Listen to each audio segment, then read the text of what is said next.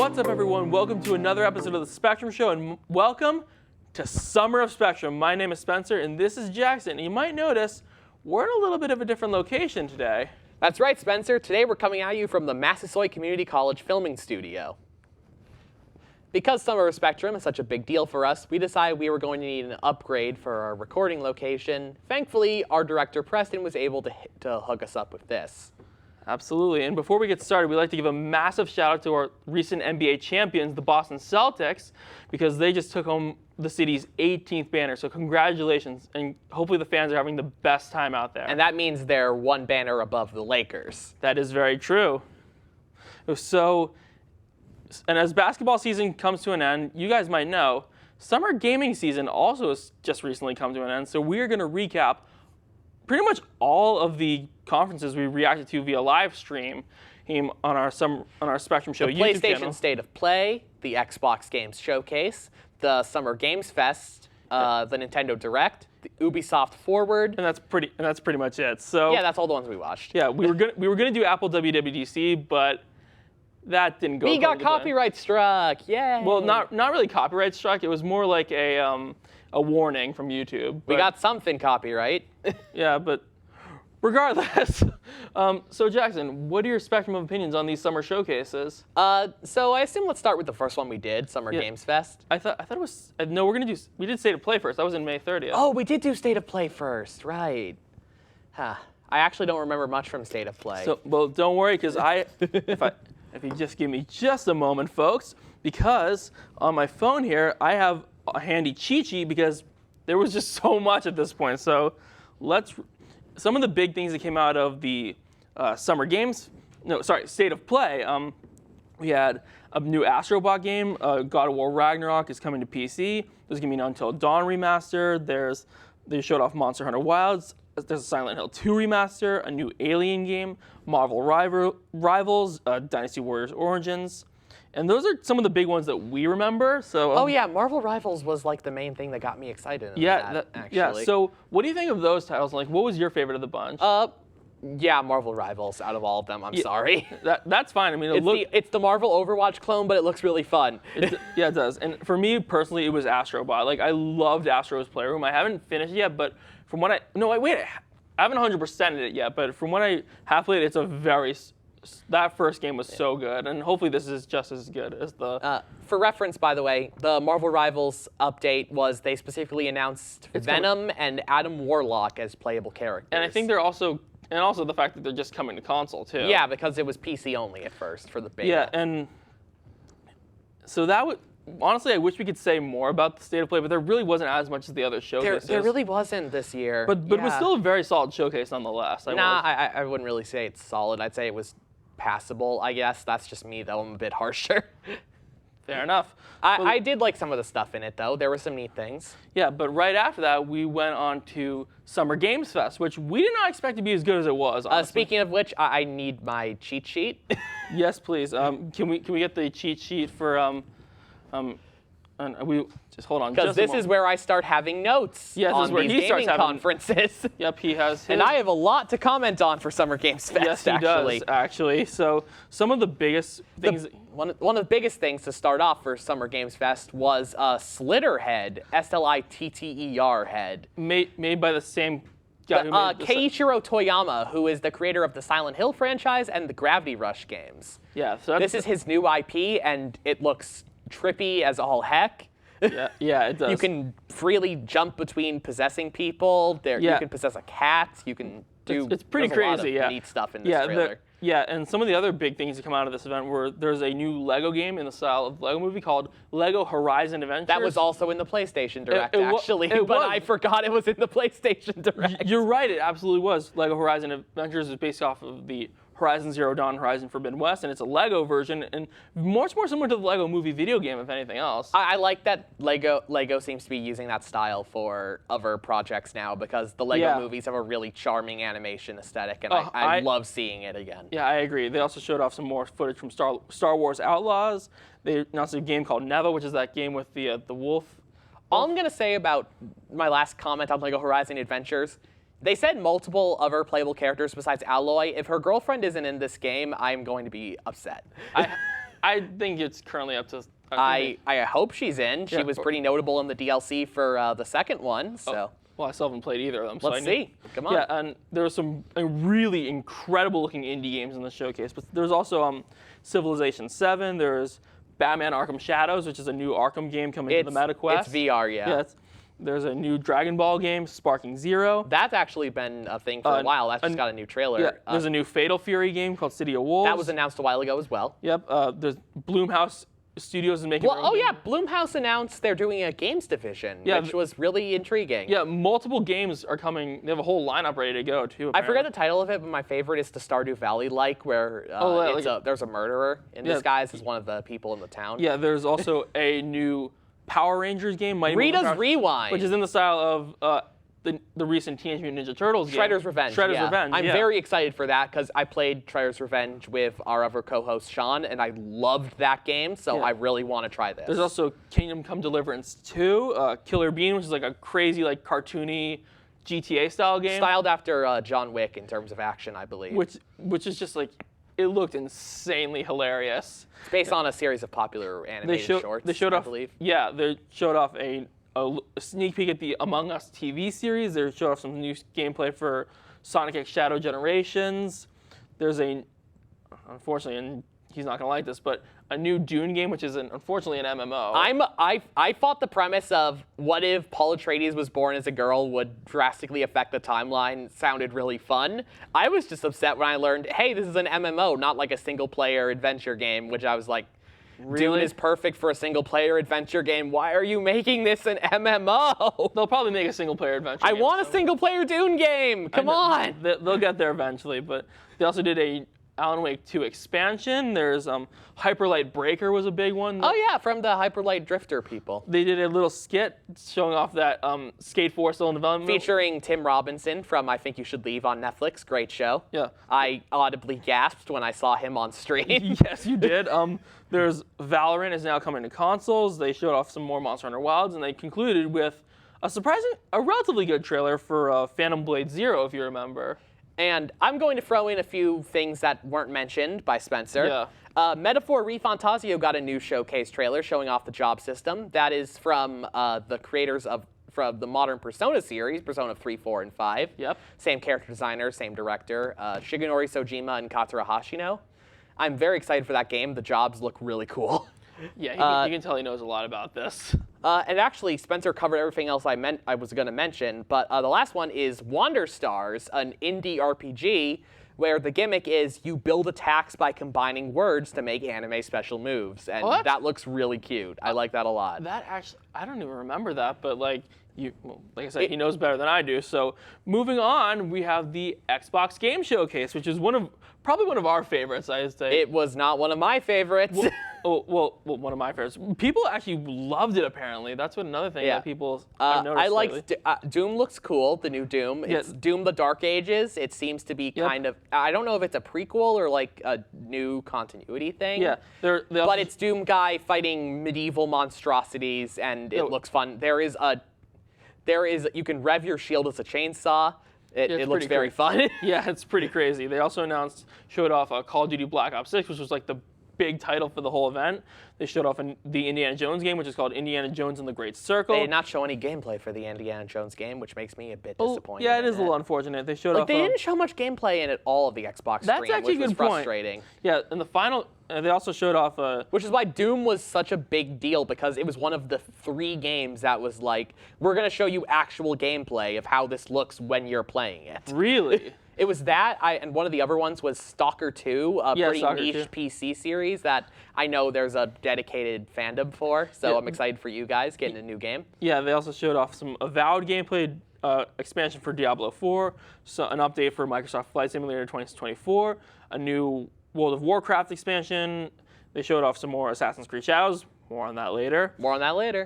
They showed off some footage from a new Fable update. No, it's not a new Fable update. It's a new Fable game. The it's a new Fable game. The one that's been in development hell for a long time now. That's a good point. Thank you for correcting me on that. They showed off some footage of the new 2024 Perfect Dark, which looks insane. Honestly, I in terms of Perfect Dark news, in the Nintendo Direct they announced the original is coming to Nintendo Online. Unfortunately, I've heard that version is absolutely awful and plagued with tech issues. Well, so avoid Perfect Dark on N64 Online. Oh God. Yeah, more on Nintendo in a moment, of course. But then we had some footage of State of Decay 3. They showed off the Elder Scrolls Online, a 10th anniversary update. They showed off Metal Gear Solid Snake Eater remake. That one looked pretty neat, actually. A new update to Fallout 76. A new trailer for the new Life is Strange game, Double Exposure. Oh yeah, they're bringing back Max Caulfield from the first one. They showed off Season 13 of Sea of Thieves. And they showed off some new models for the Xbox Series S and X, which is a little early, I'd say, considering not many people have them. But they did show off there was going to be an all-digital white Series X and a 2 terabyte Galaxy Edition Series X with just 2 terabytes, or physical edition, if you guys remember. Neat. But the one that's really surprised us, Ubisoft Forward. Ubisoft Forward, I was going in expecting that stream to be one of the worst ones we did. We were It ended up surprised. in my top 3. Agreed. It's probably my second favorite after the Nintendo Direct, actually. Yeah. Mainly because even though the entire stream itself didn't have like that many stuff I was interested in, it ended and started with very strong showcases. Yeah. They did a massive Star Wars Outlaw showcase like we talked about earlier. They showed off some footage of X-Defiant, which is like a big crossover between all of their big shooter franchises.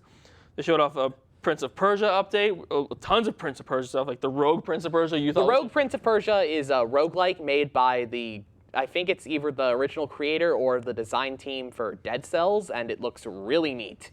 Yeah, they showed off an update to Avatar: Frontiers of Pandora, a new racing game, the Crew Motorfest. Yeah, I knew the Crew game. Yeah, they showed off some more For Honor stuff, and they also showed off what we thought was surprisingly the highlight, Assassin's Creed Shadows. I am genuinely surprised For Honor is still going. And honestly, but that's not important.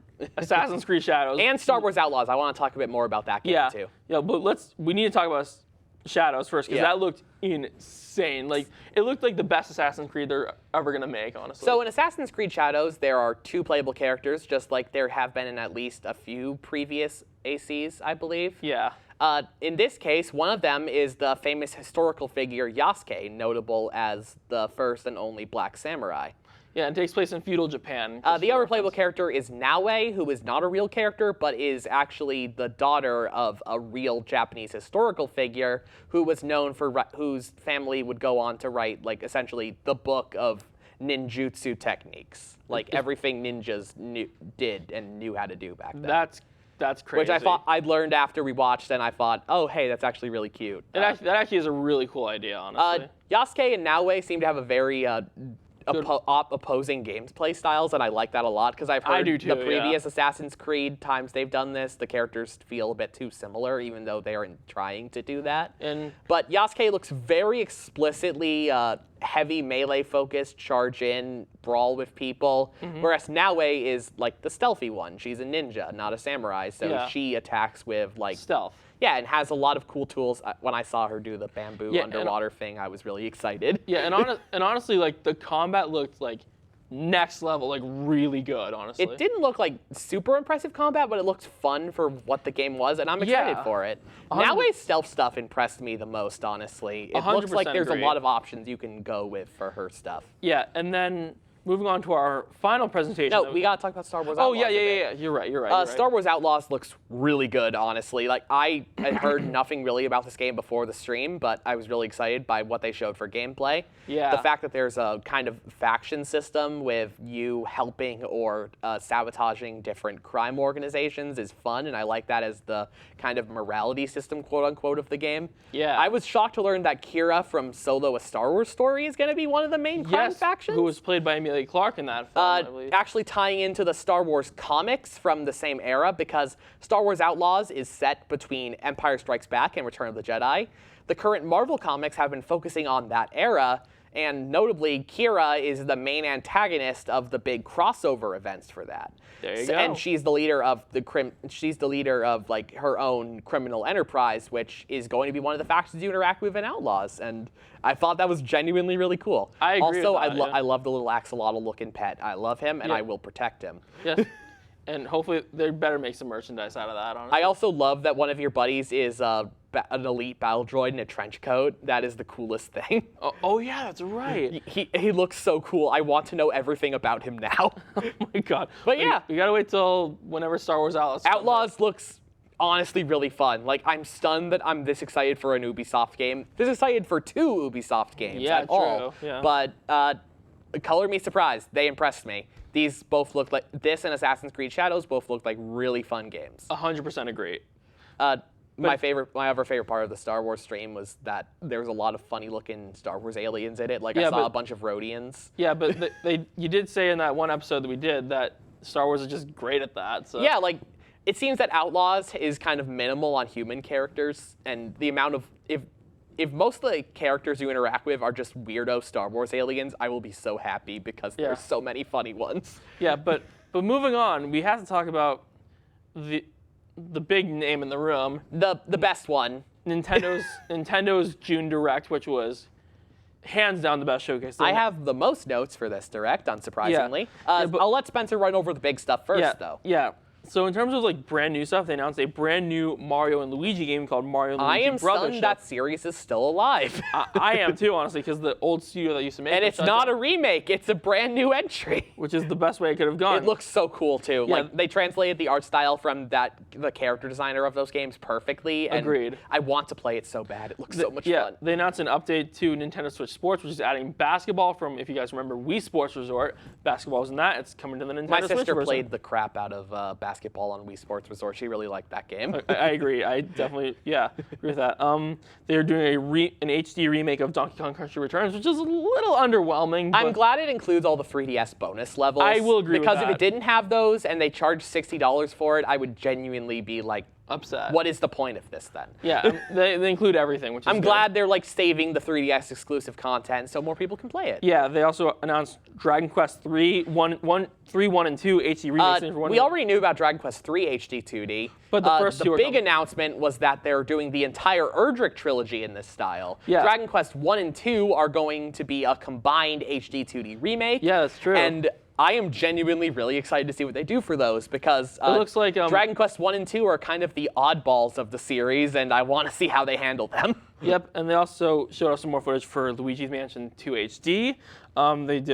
They showed us some stuff from a new Metal Slug. Slug Attack, which is like a remake tactical. of it. No, it's not a remake. It's a new game that it takes is, but sprites from the previous Metal Slugs and stuff. Oh, I see. I know a lot of Metal Slug fans aren't really happy with it because they just want a new Metal Slug game, and this is a tactical RPG that is using Metal Slug assets. Yeah, and moving on, they showed off some new stuff for Nintendo Switch Online plus expansion pack. Which I mentioned Perfect Dark, which they also showed off. Avoid that probably. Yeah, they also showed off Turok Dinosaur Hunter, which is a really interesting surprise, actually. I think it's because Turok is getting a remaster or got a remaster soon.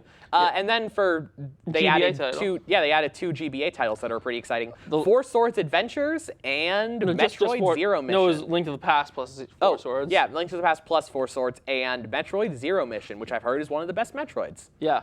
They also showed off a Marvel vs. Capcom collection. Marvel vs. Capcom Fighting Collection. It includes X-Men vs. Street Fighter, Marvel Superheroes vs. Street Fighter, Marvel Superheroes, a standalone game, Marvel vs. Capcom, Marvel vs. Capcom 2, and the Punisher arcade game, which Capcom also made, and they're just throwing in this collection because they can. Yeah, but and honestly, I appreciate that. It looks fun. Yeah, all these arcade collections are always welcome additions on the Switch. MVC is a series that has not been officially re-released its back entries for a while now, so grab this while you can. There's a good chance this game gets delisted in the next few years. I didn't honestly think of that, but you're probably right, honestly. The last time they ported these, they got delisted within a couple of years. Wow. So you have to get them while you can. And I'm very excited for what this could mean, though. Potentially a new Marvel vs. Capcom game. Fingers crossed, honestly. I am incredibly hopeful that we get one. I want one so bad. I know you do. I need one. Moving on, I'm getting that day one. Honestly, I want those games. Yeah, but they also announced a new Super Mario Party sequel, Super Mario Party Jamboree, a new top-down Zelda game called The Legend of Zelda: Echoes of Wisdom. In which you play as Zelda. Yeah, And which is finally.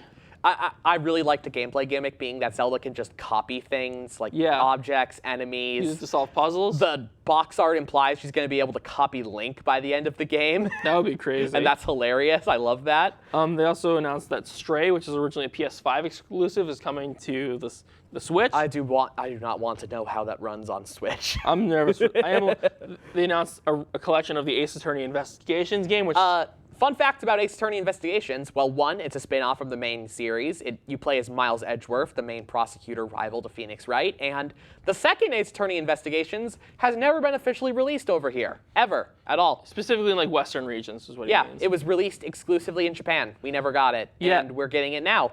Yeah, kind of like what we did with the Famicom Detective Club collection. I actually have not played too much Ace Attorney. I've played a few cases of the first one, I think. Yeah. But I really want to try Investigations. It looks so much fun. Yeah. They also announced the 100-line Last Defense Academy, Which is a new RPG, like strategy RPG, from the creators of Danganronpa and Zero Escape. Oh yeah, that's right. By Danganronpa creator Kazutaka Kodaka and Zero Escape creator Kotaro Uchikoshi are both working on this, and I really want to play this. It looks fun. Yeah, they also announced Romancing Saga 2: Revenge of the Seven, which Romancing Saga 2 is like a very old Saga game actually that's getting its remake here. The premise of Saga 2 is actually you don't play as just one character, you play as an entire royal lineage across generations as you have to stop these corrupted 7 heroes from getting their revenge on your ancestors. Dang. So like you play as one character first, that character ends up like dying, after they serve his time as king, and then you get you choose the next character you're going to play as in your line, and you choose there's like preset characters for the stuff, but you choose what order you reincarnate in and what the party members you get are determined by that. Wow. It's a very ambitious game, especially because it was released like ages ago. Yeah. So getting a full remake is very exciting. I want to try this. It looks so much fun. But last, but certainly not least, there's one game that we've been waiting years for, and that is Metroid Prime 4, which we now know as Metroid Prime 4 Beyond. And honestly, it looked very good for a Metroid Prime I haven't game. actually played any of the Metroid Prime games, so I don't have much context on it, but it looks cool. Yeah, the remastered version of the original got insanely good reviews. I know our co-host Sean got very excited at seeing the return of a certain character from Metroid Prime 3. Oh yeah, I don't remember. Metroid Prime Hunters as well. He's like a bounty hunter that faced Samus before, and I think a lot of people just kind of see him as funny and pathetic. So. But honestly, the thing about Metroid Prime 4 to me was when I saw it, I felt like it looked too good for Switch. I genuinely think there's a chance they just reveal later on that it's either a Switch 2 exclusive or cross-gen with Switch 2 bias. I think it's going to be cross-gen, honestly. Yeah, I could see it being cross-gen, and like maybe they didn't actually say like what console they were recording it on. And it's coming next year, I believe. Next year is probably when the Switch 2 is coming out. So. One thing Spencer didn't mention that I want to throw out there, Fantasia Neo Dimension, which is a game created by the original creator of the Final Fantasy franchise. Yeah. It has been locked to Apple Arcade, Apple's gaming streaming service, which just has some good past stuff. year. And from what I've heard, it is the most popular game on there for like people wanting it to get off. Like. Anyone I've heard who's played Fantasian really, really likes Fantasian and was begging for it to be on any console besides like Apple. And now it's finally coming to other consoles in the new port, Neo Dimension. Yeah, apparently they are adding a lower difficulty mode that's going to be the new normal difficulty because Fantasian on iOS, if you've gotten the chance to play it, is a very, very difficult game. Well, that's good that we have an easier mode. It is a hard-as-nails RPG. Incidentally enough, this is kind of like the time they did this with Final Fantasy IV, which I believe this guy also was notable on. Oh, okay. Final Fantasy IV, actually, no, it was not the original. It was the DS version of Final Fantasy IV, which originally released and was tough as nails, and when they ported it to PC, the default difficulty on the DS version is the hard mode of the PC version. Good lord. I feel like there is a pattern here, and it's very funny. Yeah. Anyways, I'm very excited to finally try Fantasia. I've heard so much praise for that game, and definitely check that out. Yeah, so as you know, we've talked about it a lot. So Jackson, is there anything else, or do you think we should wrap up? Because we've been rambling on for a while. Anything else I want to mention? Okay, let me look through again all my stuff I got. Because I'm tapped at the moment. So. Just some additional details of the MVC collection, because that's pretty exciting. Yeah, might as well give us some additional details. This will be quick, though. Yeah. Online play for every game, which is very exciting. Yeah, that's a huge Rollback netcode for every game. Which, do you mind explaining what that is? The main thing about rollback netcode is essentially just it's better online. But that's all I'm going to really say about it. Okay, so I think we need to wrap up. Yeah, we need to wrap up, but yeah. We've been I'm rambling very excited for a lot of the stuff we talked about 100% agree, and we've been rambling on for quite a while now. So, so that being said, we hope you enjoyed this episode, this really long episode, as much as we had making it. We had, honestly, such a blast doing this at this studio. Honestly, we had the best time. So if you really enjoyed this episode, be sure to leave a like, a friendly comment, share this video with your family and friends, and subscribe to the channel with notifications on so you never miss any of the content that we put out. And one last quick thing before we end off. I would like to say thank you to all of you who sat in for our games stream, our game announcement streams that we were doing. Absolutely, yeah. It was so much fun talking to you guys in chat, and I hope you guys can tune in for future stuff like that. Absolutely, and with the Switch 2 coming out, I mean, who knows what that's going to be like. We're going to be getting more conferences in the future, probably. Definitely. And so also tune in next time. 100%, and make sure you follow us on Threads, Instagram, and Twitch. Join our Discord server, and join our Patreon for just $1 a month. So we hope you guys enjoyed it. And until next time, good night, everybody.